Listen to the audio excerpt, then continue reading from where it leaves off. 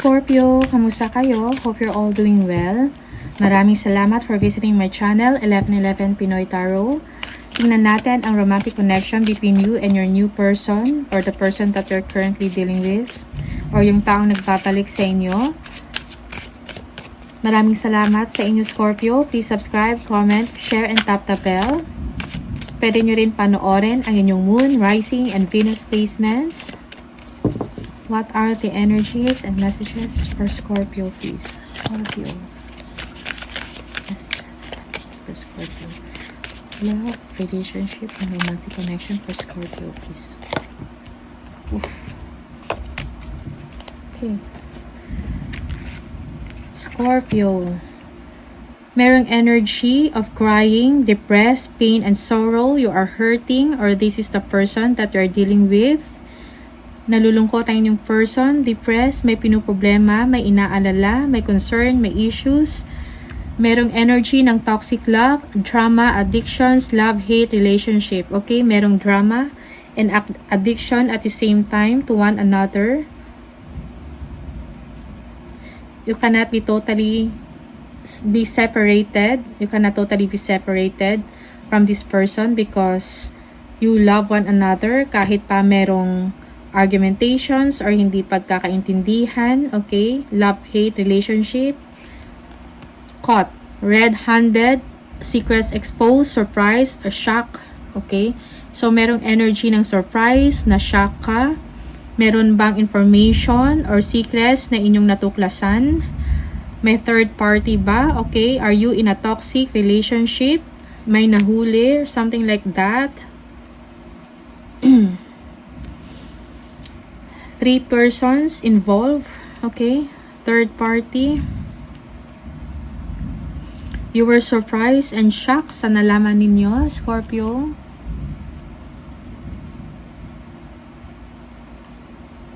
Oh. Tingnan natin kung ano yung messages from the tarot. Scorpio, what are the energies and messages for Scorpio, please? Scorpio.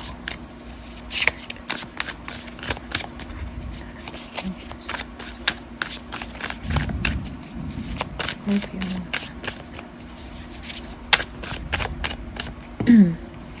Oops. Okay. Your person feels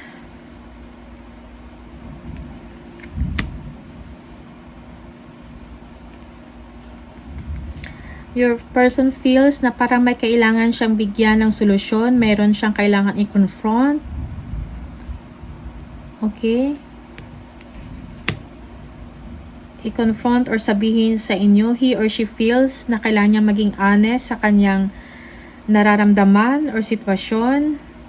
Gusto niya i-heal ang relationship niya sa inyo or ang sitwasyon, ang inyong samahan. Okay, may gusto siyang ayusin.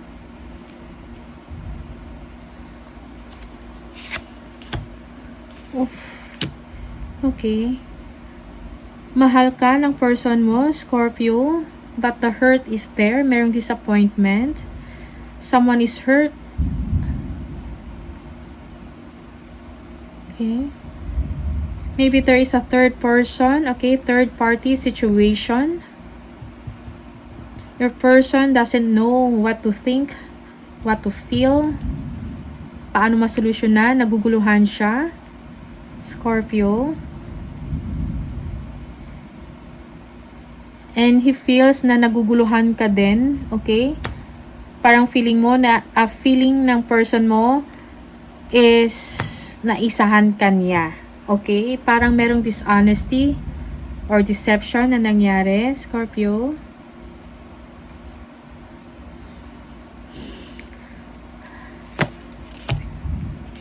Okay.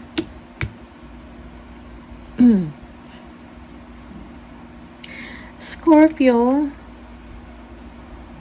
gusto mong makipag-ayos sa person mo, gusto mo siyang puntahan, okay? You want to be successful kung ano man yung disappointment na nangyari. Gusto mo i-confront, gusto mo pag-usapan. You want to know something, Scorpio. Oof.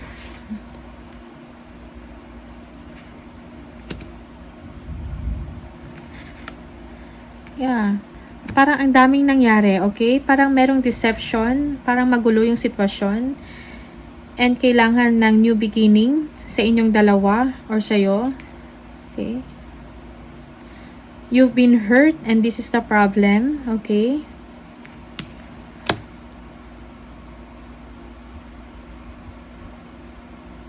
Gusto mo na lumabas sa sitwasyon na to? May gusto kang alamin, okay? Nag-iisip ka ng mga solusyon, paano nangyari yung ganito, okay? Parang yun yung sa isip mo. You want a breather, okay?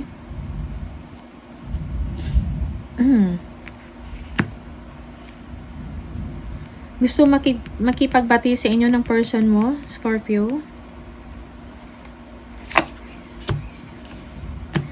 Yeah.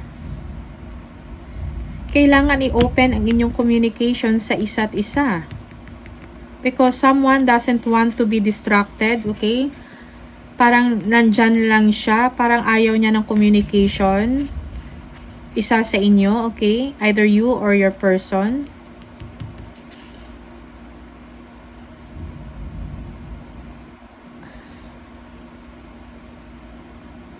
Kailangan i-break yung blockage, okay, yung wall, para makapag-usap, mayroong interaction, okay?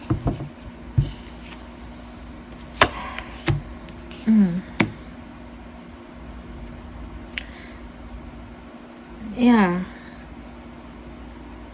Magkakaroon ng lakas ng loob ang isa sa inyo para pag-usapan kung ano yung problema, okay?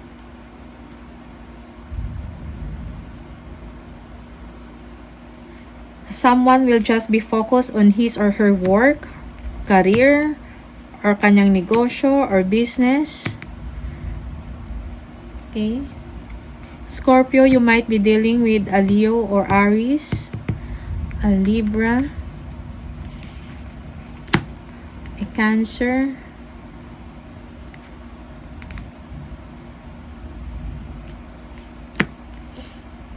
yeah.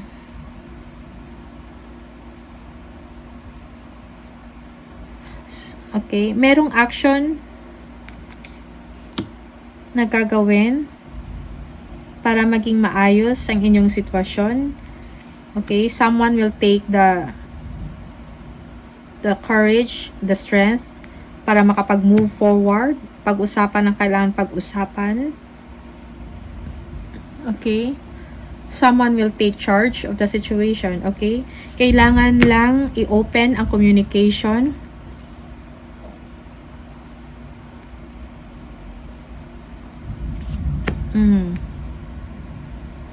Merong someone na ayaw pag-usapan, okay? Isa sa inyo. Parang hindi open ang line. Yung isa ayaw makipag-usap or ayaw makipagkita. The other one is very eager na makipag-usap. Parang ikaw to, Scorpio, okay? This must be you.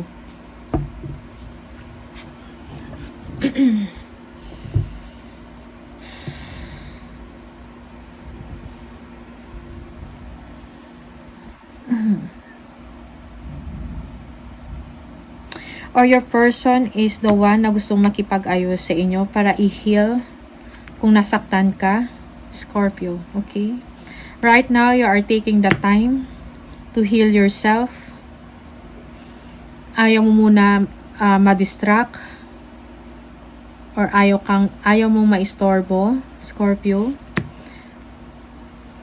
Mahal ka ng person mo, but because of the betrayal, dishonesty, and deception na nangyari, na napuno ka na, kailangan mo mag-heal, parang pinag-iisipan mo pa. You're looking for some truth and answers, okay? Bakit nangyari to?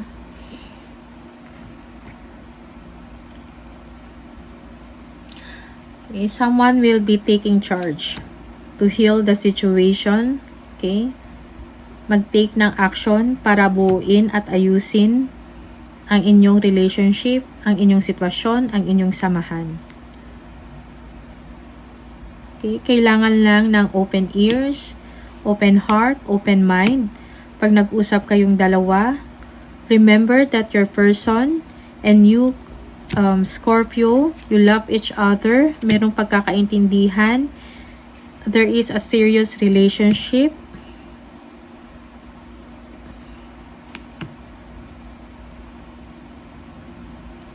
Okay.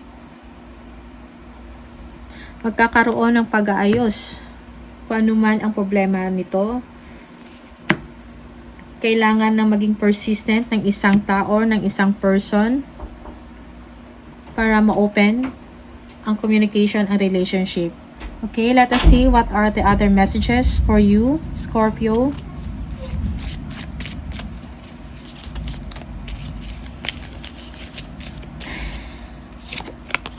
Trust. Transformation occurs through acceptance. Once you accept the current situation, it will automatically transform. Okay? Trust is needed and acceptance. The past is now behind you. Release it and embrace new possibilities.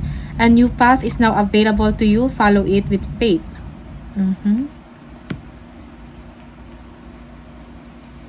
One more. Time. You are trying too hard. Give it time. Okay? So, do not force the situation. Give it time. You need time to heal, or someone needs time to heal. Okay? To heal, to recover, to recuperate. So, ito lang yung mga messages for you, Scorpio. Thank you so much for watching. See you on the next video. Bye!